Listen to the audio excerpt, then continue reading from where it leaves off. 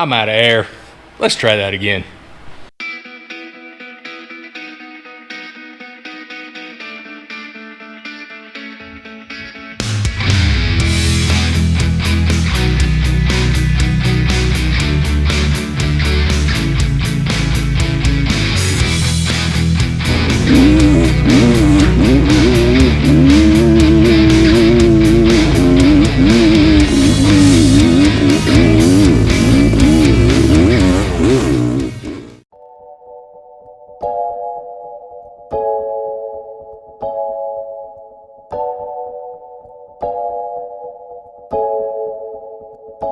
Well, good morning. I've been gone for a couple weeks. Did any of you miss me? Yeah, I didn't think you did, but that's okay. Yeah, last couple weeks, we've been riding snowmobiles. Snow has been excellent here the last couple weeks, and it's springtime here. Wind's blowing, snow's melting, so we're back in the shop and we're back on the rat rod wagon. So last time you seen us, we was working on this thing, and Jed and myself, we stretched the frame on this thing and moved the rear axle back. What'd you do? Don't whack me in the face. What if I whacked him in the face? On today's agenda, we are going to tackle the wiring and move it to its proper place, I guess, proper home. I don't know, go to your home kind of a thing. And we're gonna add a secondary fuel pump that will actually be the oil pump for the turbo system, along with some relays, some switches, and whatever else we decide to throw underneath there just for fun. While we're doing that, we are going to try to get the turbo mounted and see if I can come up with a oil recovery tank that will fit nicely up underneath and, do what oil recovery tanks do. They recover oil. Off camera after work, the last couple nights, I have patched in the floor pan where the caliper and the brake used to ride, and that will be the new home for the off on, close the circuit mechanism, the switch basically, to power up the relay for the fuel pump / new oil pump. So let's get rocking on this thing. So here's what we've got so far off the old Amazonian.com, or whatever you want to call it. New low pressure fuel pump. We're gonna run probably like 0-20 in this thing, so it try not to kill this little pump, because they're not designed to pump thick oil. A relay to run said oil fuel pump, and a couple of wire connectors, so when we go to take this off in the future, I don't have to cut any more wires. It's just everything's plug and play. And air vent breather for the oil tank, so it doesn't build pressure as the oil gets hot, and basically create a dead spot for the oil to drain into.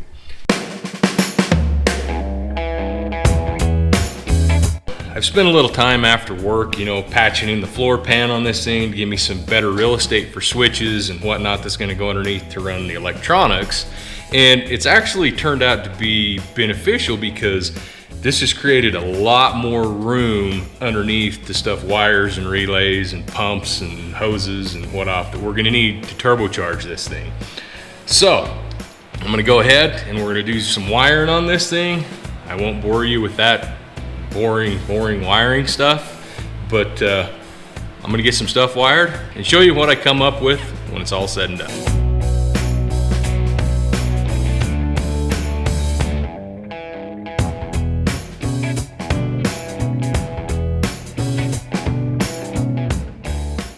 Got all the wiring handled on this thing, got all the relays mounted and wired, got the stubs out for, not the stubs, got the wires stubbed out for the pumps for each one, for the fuel and the oil. They're ready to go into the switches. It's not super pretty right now, but it will be once I get everything wired in and zip tied together. So next step, let's see if we can mount this turbo to the intake side of this thing, and I'm pretty excited about that. So you guys have seen this little baby turbo. This is one we're going to use on this little pit bike. So what I've done is I've actually gone and I've bought a bigger carburetor. I believe the original carburetor was like a 16 mil. This one is a 22 or a 24 millimeter. I can't remember, but since we're putting more air to the motor, we definitely are going to need more fuel because we don't want it to run lean and cause all kinds of problems. So if I was to do this correctly, I would put O2 sensors in the exhaust and sensors in the intake to know if I've got the fuel air mixture ratio correct on this thing. Yeah, I'm not gonna do that. Another thing I would do if I was to do this right was tear the motor down and gap the rings on this thing. I'm not gonna do that either because, you know, it's a cheap Chinese pit bike motor. We're dealing with cheap Chinese parts, and to be honest with you, I don't expect this thing to live very long, but it's gonna be fun till it dies. All right, so the way this is gonna work, obviously the gas from the motor is gonna come up through here, spool the exhaust side of the turbo. We're gonna mount the carburetor on the intake side of the turbo. That way it's gonna draft fuel and air through the intake side of the turbo, discharge it out of the discharge side of the turbo, dump it down into the intake side of the engine. So, first things first, I've got to figure out how to mount this flange to that flange. So, I'm gonna trace some patterns out on the OARC droid, cut some flanges out, weld some tubing in between here and there, and that will mount the turbocharger like so. The carburetor will mount about like so, and then we'll do a cool little exhaust, I don't know, something right here. What do you think? Should I do a dump pipe, kind of down and turn? Should I do a hater pipe, straight up with like a tractor flap on it? I don't know. I'm a little undecided on that. You guys put down in the comments what you want to see. Dump pipe, hater pipe, tractor flap.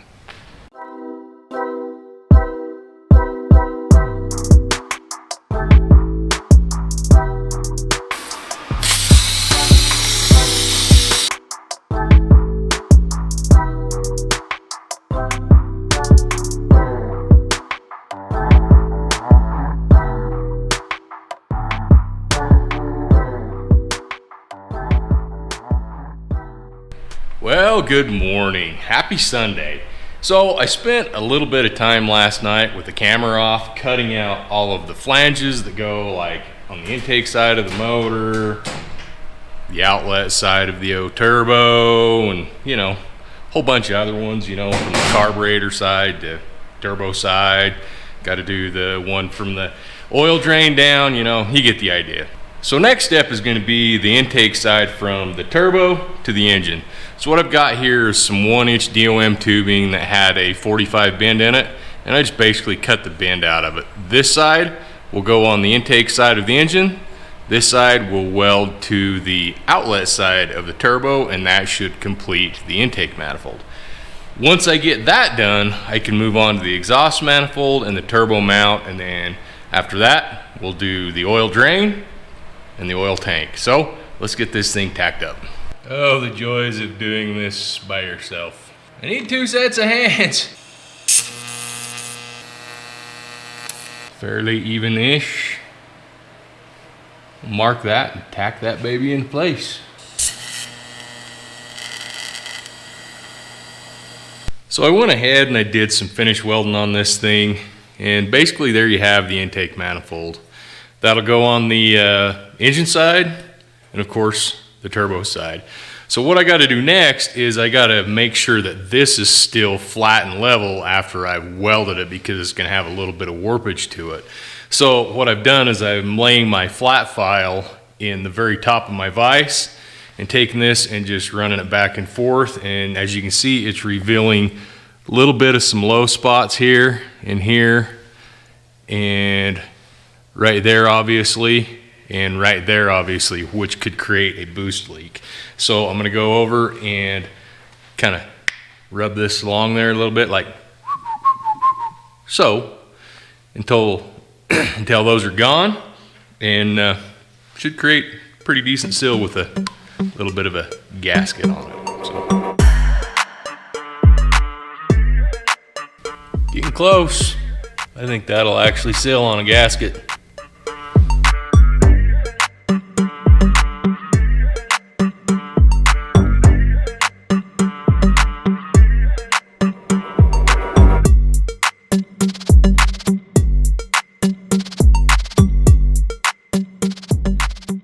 So the next step on this project is obviously mounting the carburetor. Now I've got to make another flange for the intake side of the snail of the turbo because I actually kind of forgot about it. Whoops. And so I'm going to show you a little trick with some poster board and a hammer to trace out the exact pattern you have to have. That's pretty simple and easy. So what you do, you can see I already kind of started there. You take and you lay your poster board. Here, let's start over here fresh. Take and you lay your poster board over what you're trying to recreate. And you take your hammer and just lightly tap. And look at that. It just leaves a perfect little pattern on the back side of your poster board. That way you know exactly where to cut it out. Now another way you can do this is take a piece of aluminum, because aluminum is a dirty metal, and you can just basically just rub it like that. See, look at that.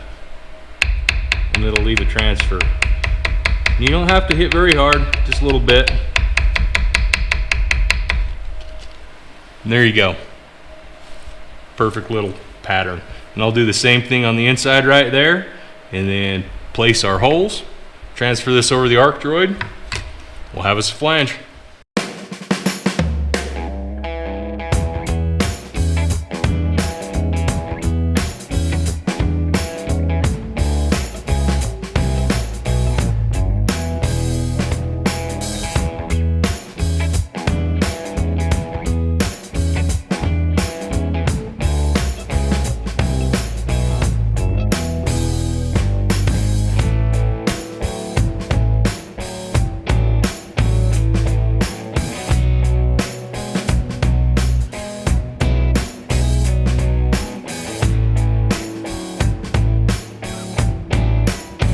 I got the flanges all cut out and they turned out very nice. Super happy with those. I love this little CNC arc droid. It's just so handy for stuff like this.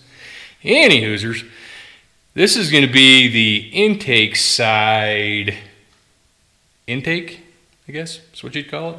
I don't know. It's an elbow. Looks like macaroni. Just kidding. I'm not going to eat it.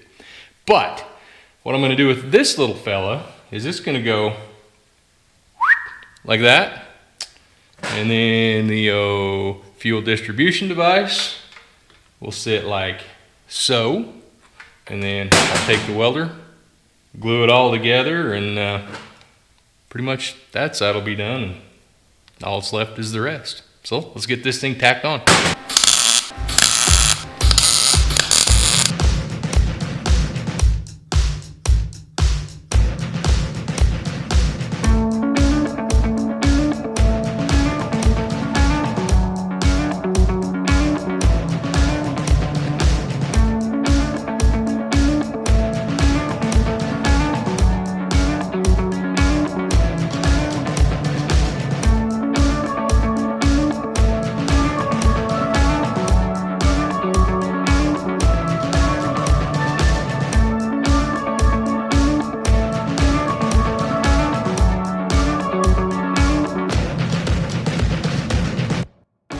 That's about as far as I'm going to get on this weekend. So remember, I need your help. I need to know whether or not to put the turn up for the old tractor flap so it blows in my face or whatnot, or if I want to dump it down so it burns the crap out of my feet. Yeah, put it down in the comments, let me know. But got all the plumbing except for those little things and the oil plumbing hooked up on this today, and turned out pretty good. So I'm going to work on this a little bit throughout the evenings this week and see if we can get some more done on it. And as always, I appreciate you guys watching and tuning in, and we'll catch you next week.